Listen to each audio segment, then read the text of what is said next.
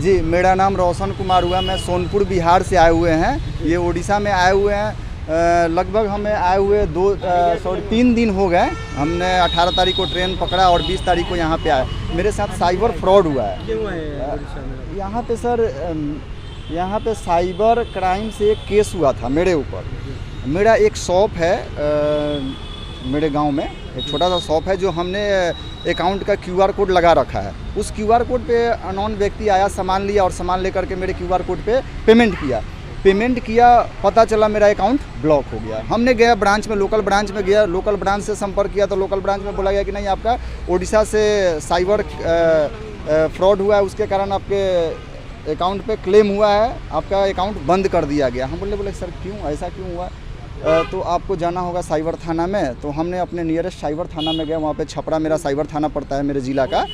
तो वहाँ पे गए तो साइबर थाना में जो वहाँ पे अधिकारी लोग थे, तो वहाँ से हमने बोला कि सर ये साइबर थाना में हम आए हुए हैं, थोड़ा हमको हेल्प चाहिए। तो बोले कि नहीं, यहाँ से कोई हेल्प नहीं मिलेगा, कि आपको जाना होगा उड़ीसा साइबर थाना में। तो हमने बोला सर ऐसा क्यों है? तो बोला कि हम यहाँ से मेल करेंगे लेकिन उसका रिप्लाई वहाँ से नहीं आएगा। तो हमने बोला कि अच्छा ठीक है सर, तो हमको जाना ही पड़ेगा।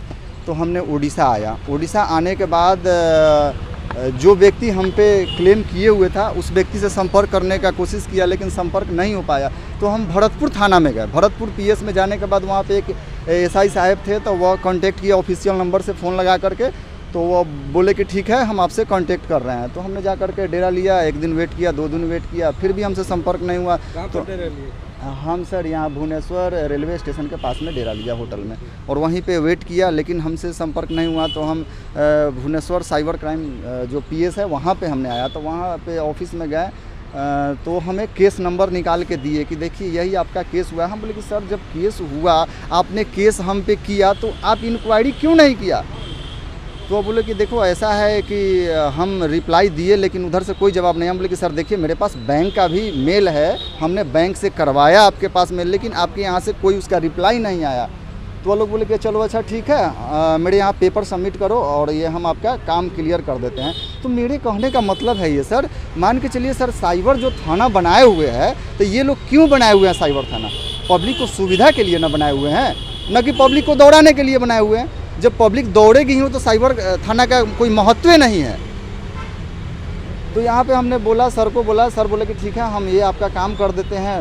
तो सब चीज़ काम कर दिए, लेकिन मेरा मानना है ना कि ये डिजिटल इंडिया जिसको बोलते हैं ना सरकार, डिजिटल इंडिया, ये सबसे बड़ा फ्रॉड डिजिटल इंडिया है। आपका काम हुआ कि नहीं हुआ? सर काम हुआ, लेकिन मेरे आने के बाद काम हुआ। तो ये सर साइबर सेल का मतलब ही क्या हुआ? साइबर सेल का मतलब हुआ कि मेरे घर पे बैठे हुए काम हो जाना चाहिए, मेरे लोकल नियरेस्ट साइबर थाना से ही काम हो जाना चाहिए। वो साइबर थाना यहाँ पे साइबर थाना से कांटेक्ट करता और इसका वो हेल्प करता, तो हेल्प नहीं कर पाया ना। आपका कहने का मतलब है? मेरा कहने का मतलब ये है सर कि ये सरासर गलत है और ये निचले स्तर के लोगों को ना प्रताड़ित किया जा रहा है और कोई बात सुनने के लिए तैयार ही नहीं है। यही अगर जो कोई मंत्री विधायक के साथ ये फ्रॉड होता ना, तो उसका 24 घंटे के अंदर क्लियर कर दिया जाता। लेकिन हम लोग का आम पब्लिक इतना प्रताड़ित किया जा रहा है कि हम लोग समझ ही नहीं पा रहे हैं कि क्या कर रहा है, नहीं कर रही है सरकार।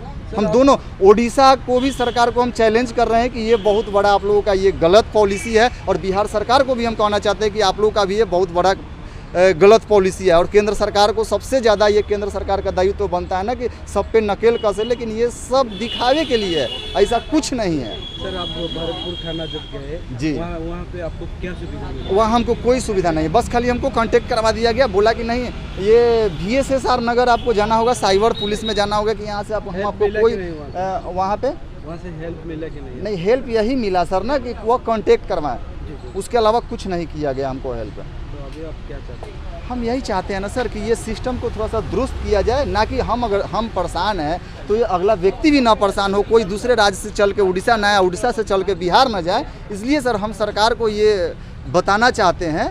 मान के चलिए सर, हम 18 तारीख से यहाँ पे हैं सर, मेरा लगभग मेरा 15,000 से एबव रुपया खर्चा हो गया। प्लस में मेरे बिहार में अभी छठ पूजा का पर्व चल रहा है, हम वहाँ से छोड़ करके सारा यहाँ पे हम दिन गुजार रहे हैं। मेरे घर के भी ये परिवार लोग चिंतित हैं कि हाँ वह कहाँ गए हुए, अनजान जगह पे क्या होगा उसके साथ, नहीं होगा उसके साथ, ये भी तो सोच रहे हैं। 15,000 खर्चा हुआ, उनको दिए रिसीवर दिए या 15,000? क्या सर? 15,000 जो खर्चा हुआ उनको रिसीवर दिया? 15,000 आपका खर्चा हुआ बोल रहे हैं। जी, मेरा खर्चा हुआ 15,000, इसका भरपाई कौन करेगा? सरकार तो नहीं करेगी ना। सरकार ये थोड़ी ना जान रही है कि हाँ कहाँ से आया, कितना खर्चा हुआ। इसका अगर जो मान के चलिए सर, हम जितना प्रताड़ित हुए हैं, अगर जो हम चाहे तो मानहानि का भी केस कर सकते हैं सब पे। जो हम जितना प्रताड़ित हुए हैं, हम तो कोई ये साइबर फ्रॉड नहीं ना है। साइबर फ्रॉड रहते तो हम यहाँ पे थाना पे नहीं आते और थाना पे आकर के चैलेंज नहीं करते। अभी सर आपका अकाउंट चल अभी सर मेल किया गया, बोला कि 2-3 दिन में आपका चालू कर दिया जाएगा। ये यहाँ से मेल किया गया बैंक को। अब देखिए बैंक क्या कर रही है, चालू तो कर देना चाहिए, लेकिन ये सिस्टम बहुत गड़बड़ है सर। ये साइबर डिजिटल इंडिया कोई डिजिटल इंडिया नहीं है, कुछ नहीं है। ये सब दिखावे के लिए डिजिटल इंडिया है। तो आप सरकार को क्या कहना चाहते हैं? हम यही सरकार को कहना चाहते हैं ना, अगर जो सरकार वाकई में काम करना चाहती है तो ये सब चीज़ पे फोकस करे। मान के चलिए सर, कोई भी नियम बनता है तो पब्लिक के लिए नियम बनता है, और पब्लिक ही जब संतुष्ट नहीं है तो ये नियम कैसा है? किस चीज़ के लिए नियम बना हुआ है? ये तो नियम का धजिया उड़ रहा है ना। सीधी सी बात है कि ये नियम कुछ नहीं है, दिखावे के लिए नियम है। हम तो एक बात बोले ना अभी कि अगर जो किसी मंत्री विधायक के साथ हो, चाहे बड़े आदमी के साथ हो ना, ये सब घटना, तो तुरंत क्विक रिएक्शन लिया जाता है, उसको तुरंत रिटेलिएट किया जाता है कि हाँ ये कैसे हुआ, कहाँ से हुआ। और आम पब्लिक के साथ होता है तो एकदम प्रशासन सोए हुई रहती है, प्रशासन कोई कुछ नहीं कर पाती है। अब उसके यहाँ सर हम जाएँ, मान के चलिए सर मेरे ऊपर केस हुआ है तो इंक्वायरी पुलिस प्रशासन जो भी हो, साइबर क्राइम हो, मेरे ऊपर ना क्लेम अथी आएगी और ये जांच करेगी। तो ये लोग के पास हमको जाना पड़ रहा है। क्यों जाना पड़ रहा है जी? आप हमको बुलाए भी नहीं, ना हमको बोले भी कि हाँ आपके ऊपर केस हुआ है, चाहे फ्रॉड का ये हुआ है। ऐसा होना नहीं चाहिए। होना नहीं चाहिए ना। ठीक है। ठीक, धन्यवाद।